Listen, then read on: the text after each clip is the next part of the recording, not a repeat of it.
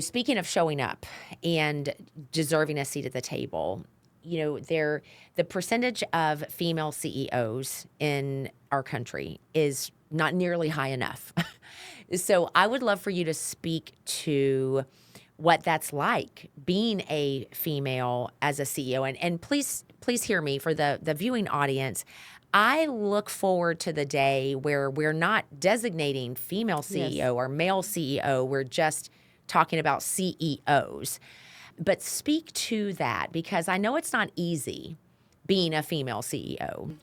Well, it was surreal when I took the role. And being a female, one of the first things that happens is that it's sort of like being asked to build houses, brick houses out of straw. And Tell me can more you about do that? that. Can you Yeah. do that? Can you do that? That's what I walked into. And You were being asked, yeah, can you so do yeah, that? can you do that? And basically, that is, can you restore a significant amount that has been lost? Can you recover reputations? Can you fix broken bridges? Can you do these things? And then being able to see if you're going to shake with all of this. How are you going to Hold deal up. with the pressure? Yeah, the pressure. How is the pressure how are you going to hold up under that?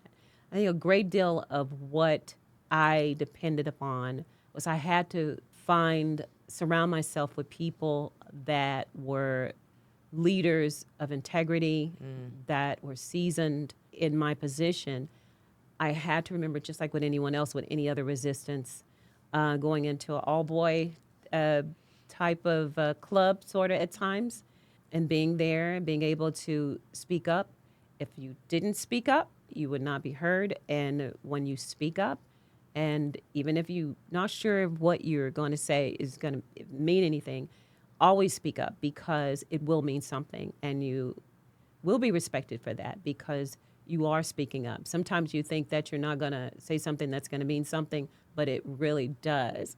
And the moment you speak up, the moment it comes to you that you need to speak up about something, that's one of the first things you need to do is to do that and do it quickly and get it out the way. And once you've done it, you're pretty much in that game. No, that's so important. One of the things that I'm super passionate about is the brain, how the brain can be rewired, and part of what we see in brain research is that people tend to think I need confidence. So to use your example, I need confidence before I can speak up.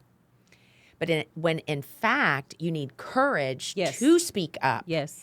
And because you courageously choose to speak up, you gain confidence. Absolutely.